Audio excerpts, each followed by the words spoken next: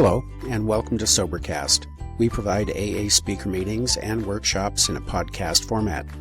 We are an ad-free podcast, and if you enjoy listening, please help us be self-supporting by visiting Sobercast.com, look for the donate link, and drop $1 or $2 into the virtual basket. Also, if you're a member of NA or have friends that are, please tell them about our other podcast, NAPOD. NAPOD features NA speakers and workshops in the same format as Sobercast. We upload a new speaker every day, and it's easy to subscribe by searching for NAPOD, N-A-P-O-D, all one word, on any podcast player app, or go to napod.xyz if you'd like to listen online. Hope you enjoy the podcast and have a great day.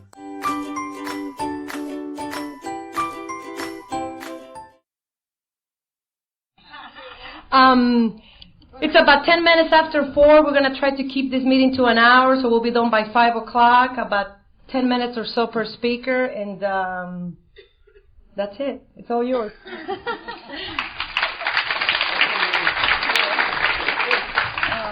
I don't really need this. I can be heard anywhere. My name is Pat, and I'm an alcoholic. My sobriety date is November 19th, 1967. Don't strain your heads, honey. It's 39, almost 40 years. I was a baby when I got here. A baby. I can't believe that either.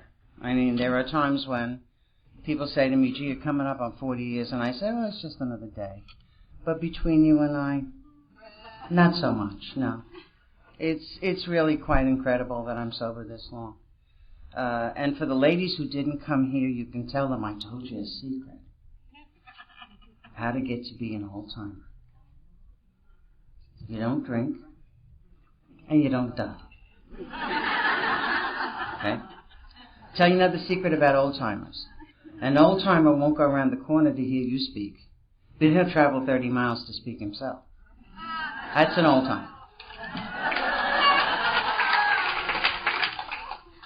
You know, it doesn't matter what I drank. It doesn't matter how long I drank. It doesn't matter with who I drank. It doesn't matter where I drank. What matters is that every time I drank, I got mostly in trouble. And what matters is when I came here at 26, I was desperate as only the dying can be. You know, the old-timers, when I came here, were mostly old men in raincoats. And they would say to me, honey, I spilled more than you drank.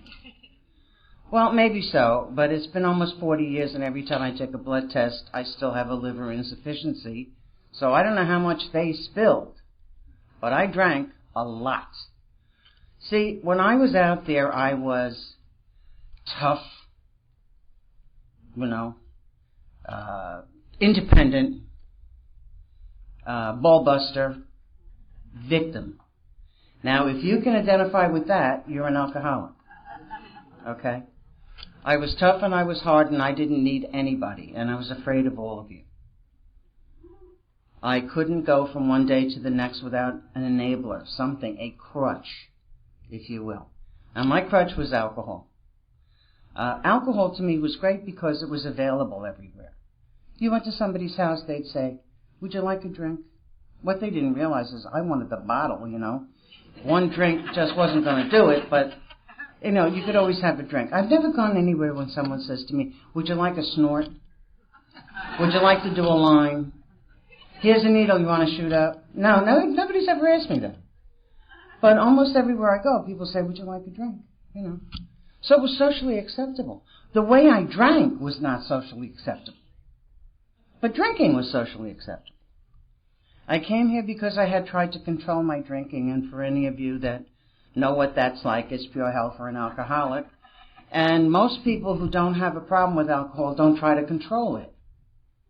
But I wasn't ready to face that. And I came here sick, and I came here really feeling like I took the first shower I had taken in 2 weeks to come to my first AA meeting. Okay? I really felt like I crawled out from underneath a rock somewhere. And if you had drank the way I drank, it's not, it's not unusual. I was a female bar drinker, and that doesn't leave much to the imagination. You can go wherever you want to go with it, and I certainly went wherever I had to go with it. I didn't go where I wanted to go. There were a lot of times I wound up in places with people and in places I shouldn't have been. And I'm lucky that I'm standing up here alive. I should be dead. And the truth is, I've been beaten and left for dead twice. So I was very lucky that I really, and the only thing that bothered me that morning when I woke up in the garbage cans, and in my day garbage cans were metal, they weren't plastic. I woke up in the garbage cans. The only thing that bothered me was the damn birds woke me up. You know, the birds are singing and they woke me up, and I was very ticked off because I was just about getting into my good sleep at that point, with both knees out of my stockings and my elbow and my jaw dislocated, and I had to tell my mother that I was in an automobile accident because there was no way I was going to tell her what really happened. That was one day I should have said yes instead of saying no, but I didn't realize that. If you're not a bar drinker, you don't know what I just said to you, but that's okay. I got here, and mostly they were older people, and they all called me the kid, and I hated it. I got here, and I didn't know what I was going to do, and AA, and God in AA gave me a gift. And I know you'd like to hear me say sobriety, but that's not really true. What they gave me here when I came in the door was a choice. I did not know that I could choose to drink. I did not know that. I really thought if you had my life, and you had my childhood, and you had my background, that you would drink too. Like I said, I was a bully and a victim all at the same time. I held people for ransom. You know, they were talking about that this morning. You know, I held people for ransom. I used sex as a means, as a weapon, and I used it brutally. So my first year, I came here, in the first meeting I went to, you guys said to me I couldn't drink anymore. Now, you didn't really say that. You said I shouldn't pick up the first drink. That's what you said. What I heard was, you can't drink anymore. That's what I heard. So the very next day I woke up, I wanted to drink the first thing in the morning. Now, up until now, I have never had a morning drink. That's waiting for me if I go out. I didn't find out till I got here that it works. I could never get it past my nose in the morning. So I never had a morning drink. But I would get up at 7 to go to work, and I wanted to drink at 7. I wanted to drink at 7:30. I wanted to drink at 8 o'clock. I wanted to drink at 9 o'clock. And it went on all day long. I wanted to drink all day. And I wanted to drink every day. My whole first year, as my sponsor calls it, was bloody. It was ugly and it was bloody. I wanted to drink every minute of every day for my first year. I didn't get relieved of anything. It got worse. And that was what I told myself. If it gets bad enough, I'm going to drink. That's all there is to it. It's got to get bad enough, though. And luckily for me, for some reason or another, it just didn't get bad enough. I said to my sponsor, I can't hang on anymore. And she said, tie a knot in the rope. And I said, okay, fine. And I tied a knot in the rope. And I hung on a little longer, and I said, I can't hang on anymore. And she said, when your nails fall off, call me. And it was tough. It was really hard. As a matter of fact, I spoke to her last year at my anniversary, and she said, of all the pigeons I ever oh, by the way, the term pigeon, if it upsets you, the door is right there. They called me a pigeon, and I will, if I have 5 minutes, tell you the pigeon story for you who don't know it. She said to me, of all the pigeons she ever had, she never thought I'd make it. And I'm the only one that stayed sober this long. So, you can sit here and say, I don't have the right attitude, and I want to drink all the time.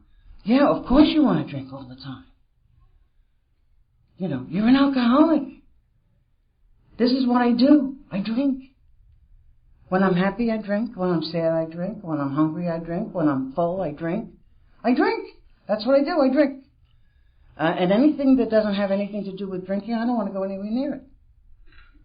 That was part of my life. Didn't trust people who didn't drink.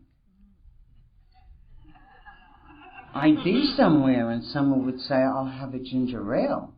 And I'd move a little far away from the thing. But a ginger ale? What are you afraid of? I did not trust people. Now, I'm going to give you my pigeon story and then I'm going to sit down. The term pigeon came from the best friend we alcoholics ever had. The term pigeon came from a woman named Lois Wilson. Okay? If you guys don't know who Lois was, see me after the meeting. They had a house on Clinton Street in Brooklyn, and Lois was the only one in the house that was working. Lois was a saint. You can tell she wasn't one of us. Okay? She was the only one in the house with a job. And she would come home, and there'd be Bill and whatever drunks he was trying to help that day. And Lois would come home, and she would cook for all these people.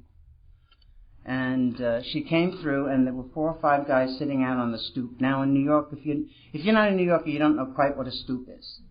Okay, a stoop for us New Yorkers is what you guys call grass.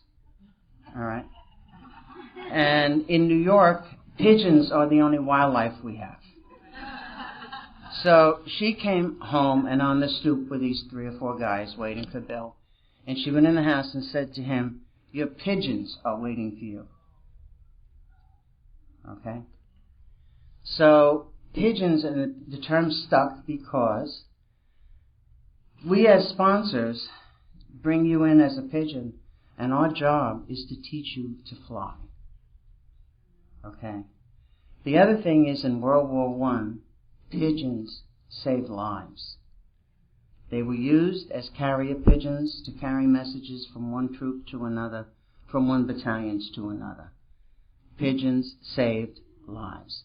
I don't know how many sponsees flew along the lines in the First World War, but I know that pigeons did. And pigeons carry messages that save lives, and our job as a sponsor is to teach you guys how to fly. Okay? Sponsee was coined by some nameless, faceless guy who works in a rehab. And if you guys have been through rehab and you're new in AA and you think, well, I went through my first, second, third, fourth, and fifth step, let me say to you, welcome to AA. All right? That was rehab. This is AA.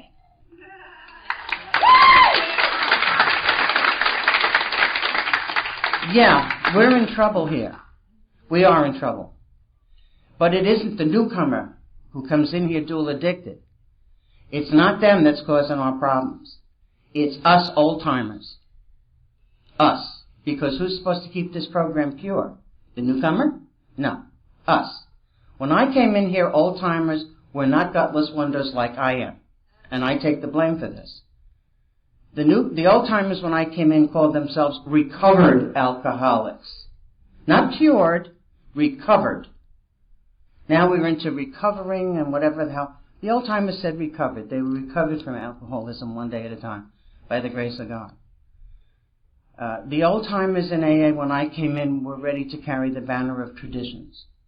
They were ready. I sit in meetings sometimes now, when people come in, somebody comes in with a half a load on, and everybody in the room goes, oh, get them out of here, they're ruining my meeting. Ladies, we are in the drunk business here. If we're asking them to leave our meetings, we should close our bloody meetings. Because that's not what we're here for.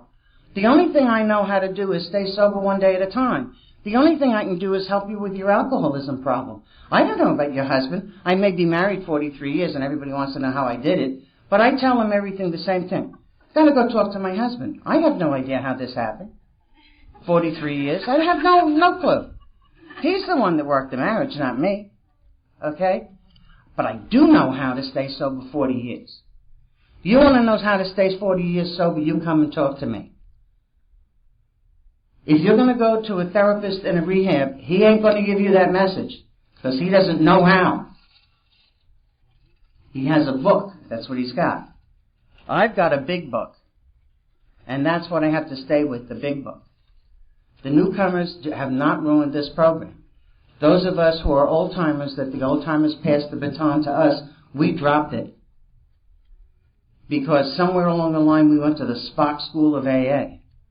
Give them a pat on the back, a pat on the ass, and send them on their merry way.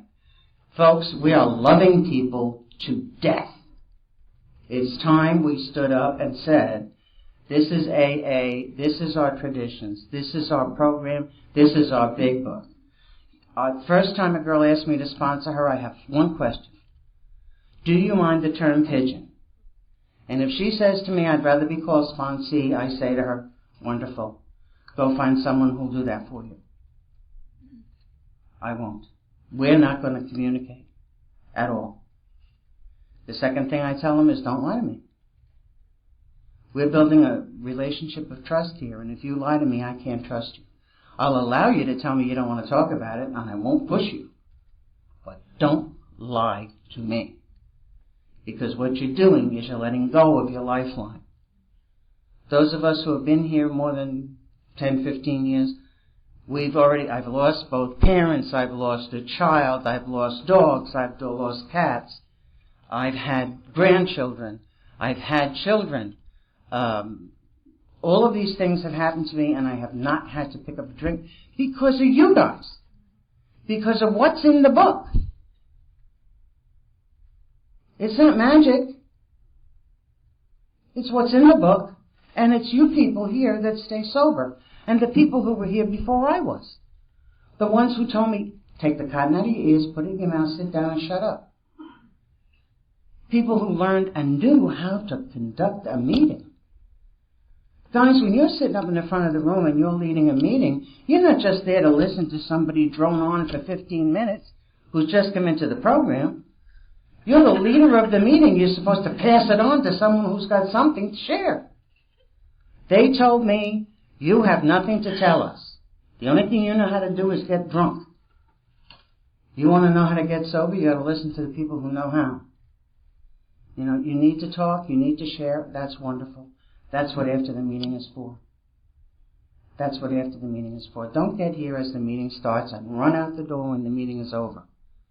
And then take 15 minutes to sit here and whatever. I'm getting on a thing and I think it's time for me to sit down. But ladies, we have a responsibility. I am responsible. I am responsible. Whenever anybody anywhere reaches out their hand for help, I am responsible. And in order to do that, this program has to be here. And it has to be here in its purest form. Okay? It has to be. So when people say, keep coming back, it works if you work it, because work it, you're worth it, I just stand there and let them shake my arms. Because what follows the word Amen? I'm talking to a higher power. And I'm saying, Amen. I have to follow that with something cutesy? No. My God has heard me. And Amen is all it needs. Sorry. And if I sound like I'm lecturing, I am, so I'm shutting up.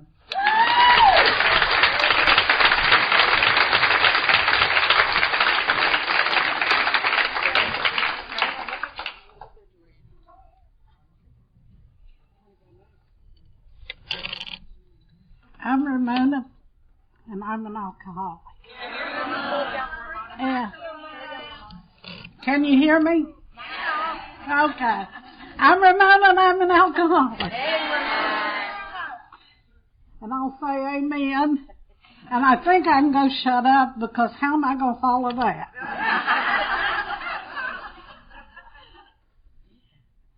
My sobriety date is March the 31st, 1970.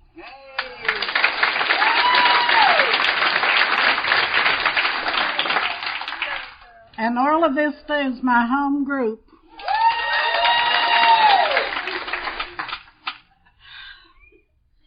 Well, I started drinking at a pretty early age. My story pretty much follows paths. I like to drink in bars. No closet stuff for me. I shut down bars when everybody else was gone, unless I passed out first. I don't think I passed out often in bars. It was right after I left. I closed these places up. And one of my greatest pleasures was sitting at the bar and drinking more than the men, if they paid for it. I did not waste money on booze. Ever. All you needed was enough for one drink. Somebody else would take care of the bill. And some of it was actually fun for a while. I did not like women. Couldn't trust them. And I didn't like them when I come to the meeting either. And you wouldn't have caught me dead here. No way. What I didn't know was that you could see right through me. I couldn't lie to you.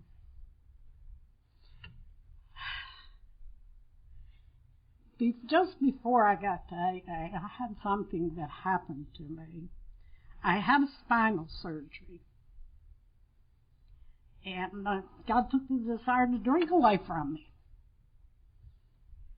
And I know a lot of you have heard this story before. I've told it enough times.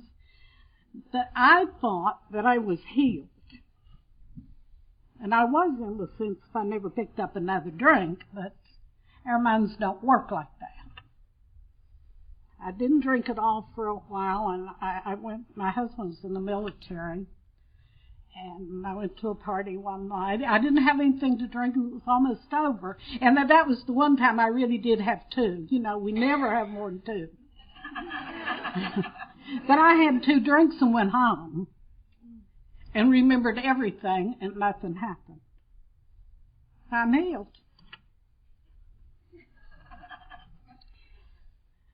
We went to Anchorage, Alaska. We drove up to Alcan. Just before we got into Anchorage, it was my birthday, and I had a beer. Only one. I am healed. I don't know how long it lasted, but it was short term. I got drunk. And I didn't want to go back to where I was. I really didn't. But I didn't know how not to. I remember going to a luncheon at the club. You know, they passed those nice little drinks around. And I had one. And they came around again. And I had a second one. And the lady looked at me and said, "You can never have just one." And I thought, oh my God, she knows who I am.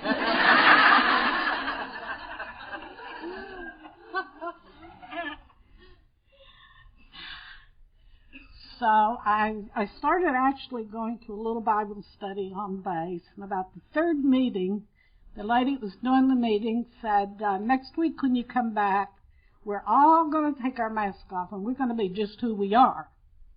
And I thought she meant it. And she got to me, I said, I'm an alcoholic. And a lady across the table shook my hand, said, "Hello, partner, I'll talk to you after the meeting." She took me to my first meeting. Now, the reason I went to the first AA meeting, I was going to get my husband sober. I didn't have a problem. I hadn't drunk that day. I also was at that time taking some medication for my back. I'd had a relapse and I was having spasms. And I was afraid to drink and decided I didn't really need to drink. That was okay. And so I got there, and unlike you people, I did not come home. I walked into that meeting, and everybody was in blue pajamas. It was in the hospital, the Air Force Base. A bunch of grumpy old sergeants, a few officers. And they told me that I had to find a God, and I knew they needed one. They cussed like sailors and smoked like fiends. I was sure I'd found my missionary field, straighten these people out. I say that, it's not funny. I mean, I believed it. I believed it. But I did realize one thing. It was some place to go. In those days, there wasn't many places to go in Anchorage. I couldn't go to the club because I never knew what I'd do. I had to be watched and supervised. And not only that, I was afraid that from the club to the house, I might black out, and it was very cold, then I could freeze to death. And I blacked out often. So, then during that time, if I drank anything, it was at home. I was just afraid to go out. That I began to realize one thing. Those men had quit drinking, and they were not picking up. I could quit drinking, I just couldn't stay quit. And I had drank for years. I did not drink before 5 o'clock. Alcoholics drank before 5 o'clock. And I didn't know the doctors knew I drank. I went to the infirmary often, and they gave me Librium and Valium. So until 5 o'clock,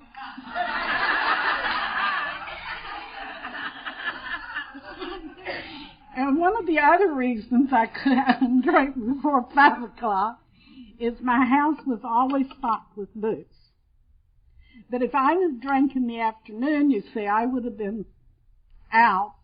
There would have been no supper, and my supply would have been gone. So I had to make sure that their supper was ready when my husband got home, and then I could pop a beer when he did. And they always thought that I got drunk on 2 beers. My kids would say, Mom, you don't drink. You can't drink. What they didn't know is I had a glass of scotch sitting in the cabinet. I'd have a sip of beer when they were with me. Anyway, I looked at the steps, 1, 2, and 3. I have been well churched. I've done those. And I believe that too. I do know why I didn't drink. It was by the grace of God. But I can promise you one thing. You may come in and you may not work the steps, and you may listen, and you quite possibly may not drink. That if you don't work the steps, that something will come that will take you down. And you will work the steps then, or you will drink. My husband quit drinking by the grace of God at 11 months sobriety. I don't know how he done this. He drank more than I did, but he didn't drink crazy like I did. He didn't go to other cities, and he didn't call everybody on the telephone he ever knew, and all this stuff. But he poured it out, and he quit, at least for 3 years. And I thought life was really wonderful because, you see, it was so much better than it was. And people would tell me I was in pain, not me, because it was much better than it was. I was sober 3 years. He drank again at the same time my youngest daughter started doing drugs, and did them for the next 30 years. And for that length of time, I moved heaven and hell and everything in between to try to get her to stop. If you don't hear anything else and you're a young mother, hear this. Work on yourself and quit trying to take care of your kids.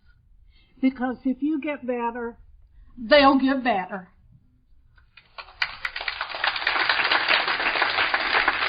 And everything you tell them will go out the window and they won't hear it anyway. Work on yourself.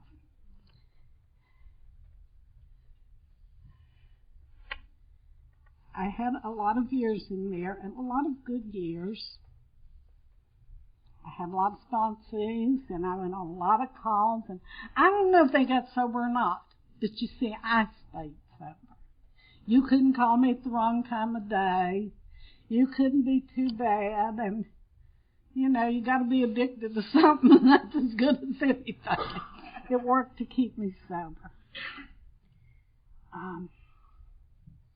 4 years ago, a little better than 4 years. 4 years ago, I buried my husband.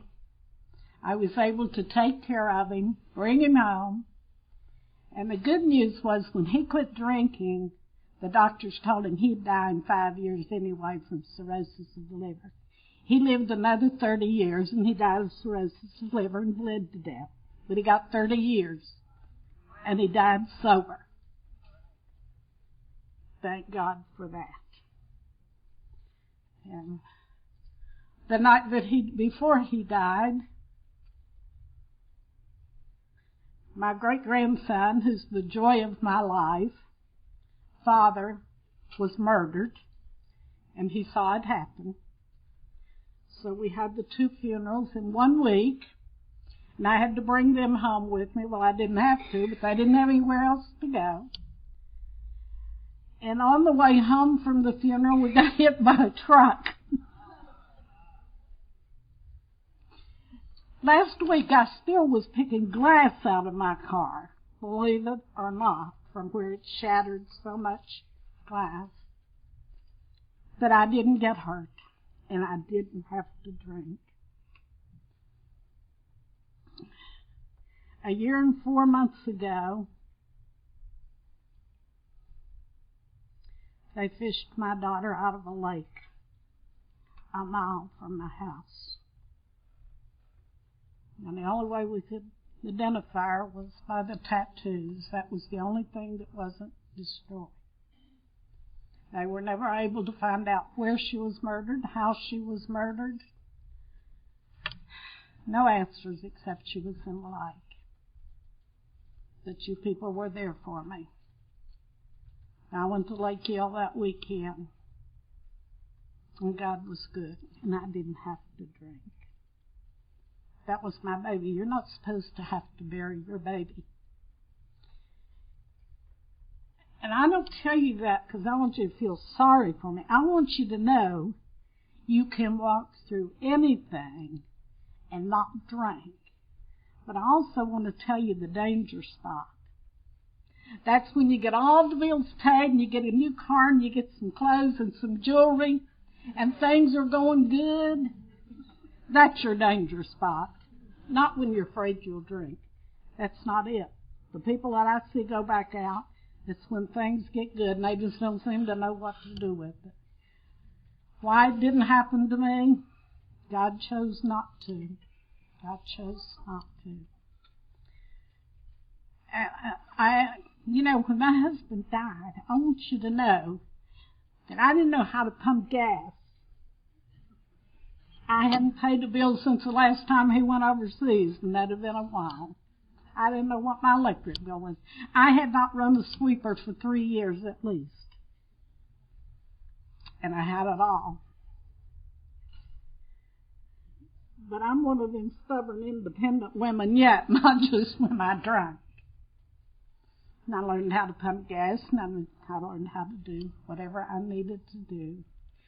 And I've now lived by myself for over 2 years. I had never been by myself, and I couldn't stay in a house at night by myself. And I didn't really want to in the beginning. And I had a soft, small voice say to me, "You tell your girls if they trust God, they can walk through anything. So now what are you going to do?"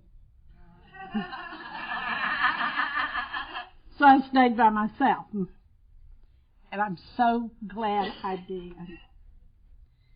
Because the last 2 years, the last year and 4 months, I have found the peace I never knew. And those of you that know me know that. It's because I kept going to meetings. I kept doing the work when I don't want to. It just works. If you're here and you've got 24 hours of sobriety, hang on to it. There is nothing out there worth losing it for. And don't tell me that you just picked up a drink one day and didn't know. It starts way before here. Here. It happens in the mind first. So if you read the big book, and I'm totally convinced it's another version of the Big Big Book. It will change your life completely, and you will have dreams come true that you never dreamed of. Thank you.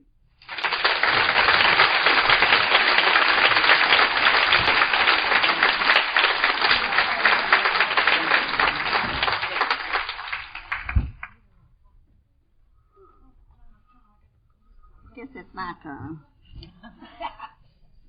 My name is Les Lindenwood, and I am an alcoholic. My sobriety date, I feel like a baby after them two guys. Because my sobriety date is, let me see.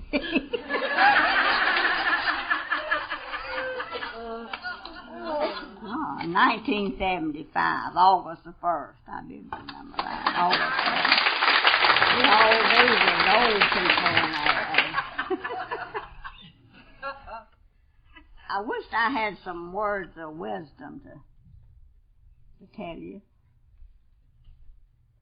But, you know, I was married the last time. I've been married 3 times.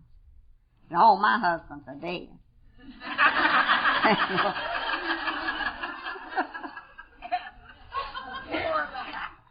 I kill them pretty quick. All the men in AA scared me. You know, my first husband, I was 39 when he passed away, the father of my 2 children. That was in 1944, and I became an alcoholic that day. And I bought 2 fists of liquor at the time, and I drank them at the house. In the closet, in the bed, it didn't matter where it was, but I drank to get drunk. And I'm going to skip over because I know we're running for time. But when I came in AA in 75, there wasn't any women in AA. Nobody but old wore-out men. And I was looking for a man. I had been sober for a while. No, what am I saying? I hadn't been sober. I'd been drinking, but I was looking for a man. A sober man, I reckon, because I come to AA.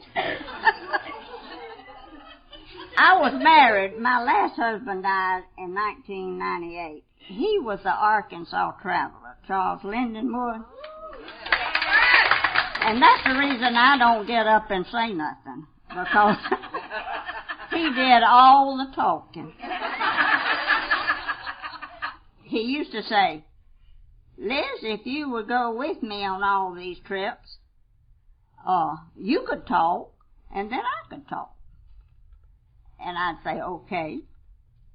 But then I didn't talk, but I got to go anyway. I made the trip anyhow, because they was willing to take me along, you know, for company, I reckon. But I was married the second time. Let me see, I better tell how I don't know how I got sober. I just made up my mind to get sober. But I didn't go out with any men. That's the reason I didn't get married.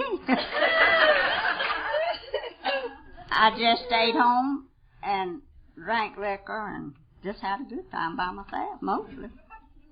And if I ever went anywhere to see where a man was, I was always so drunk I didn't care nothing about him, or me, or nobody else. But anyway, I had drank so much till I didn't remember nothing there for a few days. My daughter would get so mad with me. She worked, and I lived with her. And when I'd come in, I'd forget to come home. But I'd go to one of these girls' houses, and we would drink, and I'd call her after I'd had one drink, and I'd say, Joy, I'm going to spend the night with Ruth tonight. She says, I know it, Mama, you drunk already. I said, no, I hadn't had but one beer. And I wouldn't come home for about 3 days. And when I come home, I smelled so bad. till she would make me take off my clothes out on the porch and throw them in the trash can. But one of these days I decided to go to AA. This is when I come to AA myself. I said, I was staying drunk, I had to do something. And I was looking for a man then. After 10 years, you know, I kind of want me one, and I walked in AA.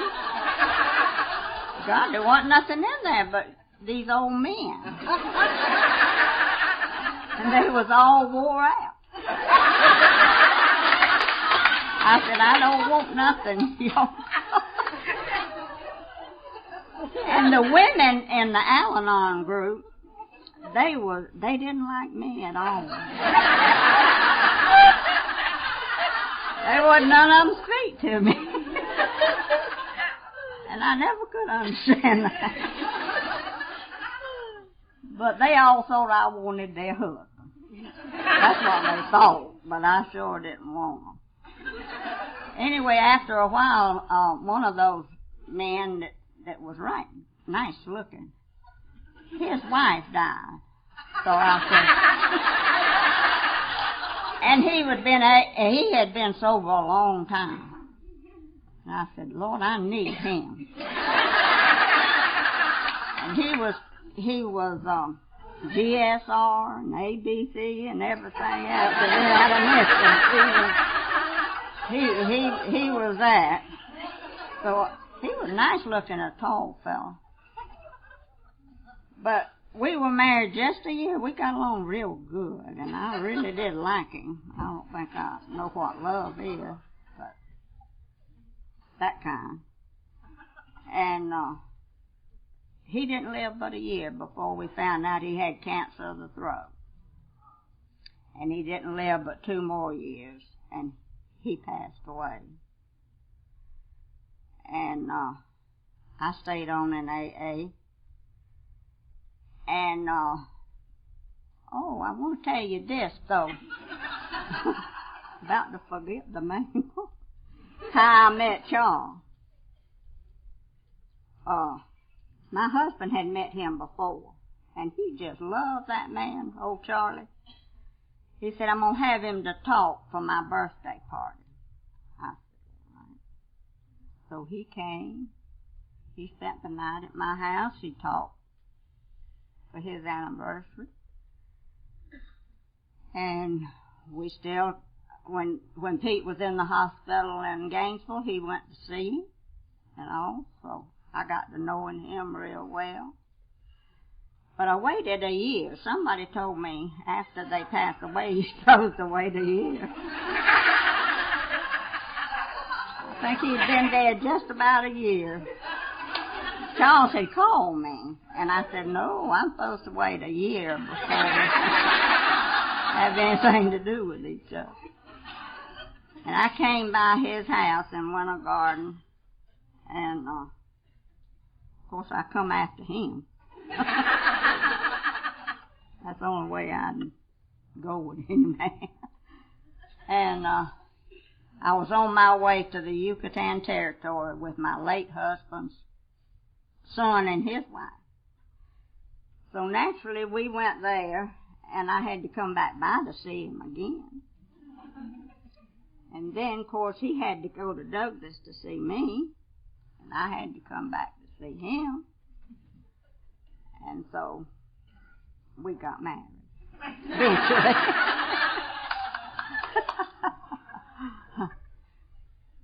Let's see, I think that's about all right. I think I've said enough.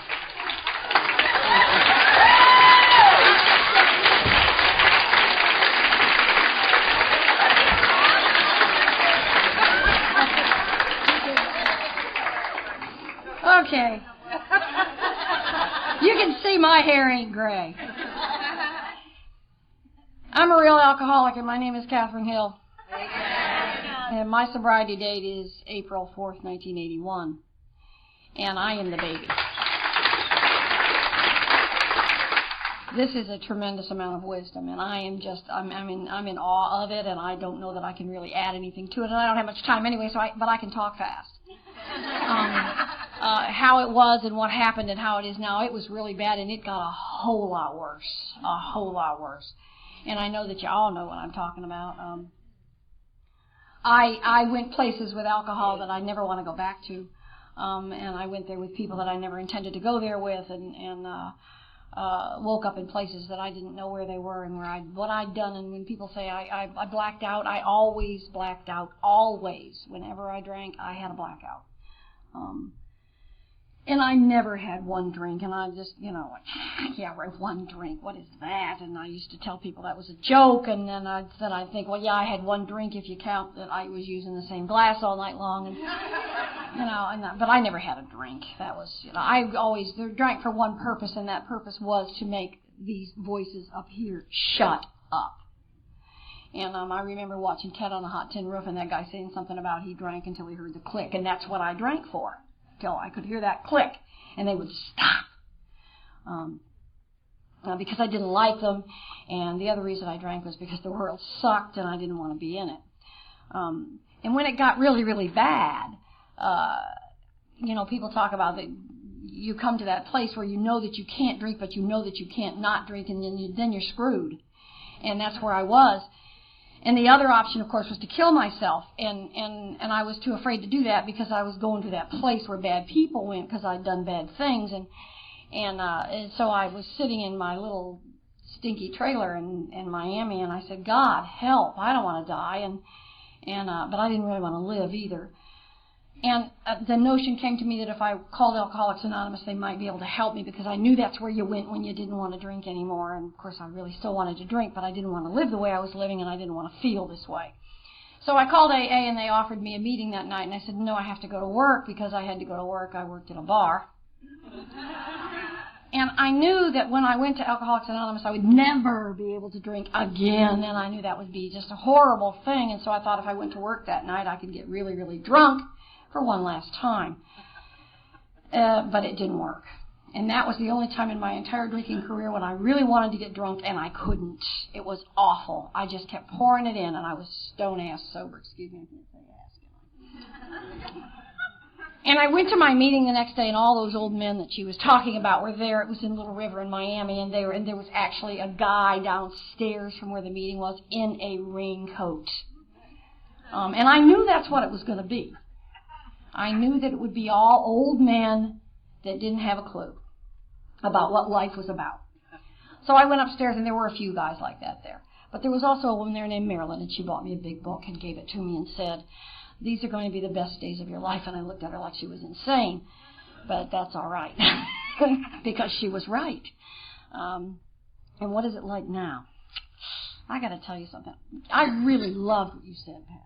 I go to so many meetings and I hear all this controversy about drugs and alcohol and I love what you said because alcohol is a drug indeed, because I heard somebody say, I don't care whether you drink it or smoke it or shove it up your backside, it's a drug. But alcohol is a legal drug that I can get just about anywhere. And I didn't have to go on street corners and talk to shady people and all of that nasty stuff that you had to do when you did those drug things. And I didn't have to go to a doctor and get a prescription, so it was an easy out for me. And I am the person looking for the easier, softer way, and I have been all my life, and it seemed like alcohol was. It was a very good solution to all my problems for a very long time, until I came to Alcoholics Anonymous, and they told me that this is the solution. And I had a sponsor that also used to say, the way you get to be an old-timer is you don't drink and you don't die. And that really is how you get to be an old-timer. And the way you get sober is you don't drink, you don't die, and you work the steps. And I didn't want to do that stuff because I was looking at me, and that was like, whoa, no thank you. I don't really, and if I really liked me, would I be here? And, hello. And so I didn't for a long time, and I used to sit in meetings and hear people talking about the answers and the steps, and I'd be like, yeah, whatever. And I got to a spot where the solution once again was drink or die, because I was so miserable. And I heard people talking about emotional bottoms, whatever that meant. But I remember laying in a bathtub, looking up at God and saying, oh, God was in my bathroom, obviously, saying, if this is all there is, what is the point? And I went into therapy for a while because I figured, a therapist would be able to help me out with that stuff. And then I went to my sponsor, and she said, maybe you ought to consider working the steps. Well, I've been sober about 3.5 years by this point, and I got to hurry because I don't have much time. And I really do need to sort of mention that I am also married to someone in the program, and we've been married for a while, and I met him when I was sober 7 days. So, of course, I was working on that relationship. I didn't have time to work on the steps or me. After I did seriously try, and I tell that to the people that I sponsor. I'm going to start calling them pigeons. I love that. I tell that to people that I sponsor that are new in the program. All you can do is try, because I do not have a PhD in the steps, and I know that there are some people that think they do. You can hear them. Most of them are men. But I don't have a PhD in the steps. I only know what I know and what I've read in the book and what my interpretation of it is. And so we can just kind of stumble through this together. That's what you got to do. But you got to do it. And when it says, oh, God, I didn't know that was Dr. Bobby. I'm so glad I came to this meeting. I learned cool stuff. Trust God, clean house. That's all you have to do. It's on page 98. If you don't believe me, it's in the middle paragraph on page 98, okay? In the middle of the page. That's all you have to do is trust God and clean house. Forget all that help other stuff. But let me tell you something. If you trust God, like I trust God, and you clean house like I cleaned house, you will want to help others. You will not be able to help yourself, but you will be going out there and saying, hey, let me explain. I go to a meeting on Friday night to the jail, and I know that what we are bringing to those women is hope. And that is what we're bringing to them. And it is a blessing and a gift that I'm allowed to go. I don't consider it, something I have to do. It is a blessing and a gift. I would go every Friday if they would let me. And that service work, and I know that, and I went to mental institutions. I worked in a mental institution for a long time. We won't go there. But after I got sober and I did the steps, and I really was, then all of a sudden it was like, wow, then I'm going to go out and do this stuff. And it wasn't that first, when you first get sober and you're going to save the world, and everybody's a drunk, and I'm going to shut up in about 1 minute. I was still working in the bar, and we were talking about this at lunch. And I was a barmaid, isn't that lovely? And I know that if I hadn't quit my job, because I called my sponsor one night and I said, listen, that bottle of Dewar's just told me to have a drink. And she said, I think you need to quit your job, But they told me not to make any major changes the first year. Forget that I'd already met my husband. So, if I hadn't quit my job, they probably would have fired me, because I was probably going to be one of those, you need to go to AA. I'm not serving you anymore, alcohol. So, all I can tell you is if you're new in the program, hang on, because you are in for the ride of your life. And there is nothing like this way of life. Nothing. I just, if you want what we have, hang tight, ladies. Thank you.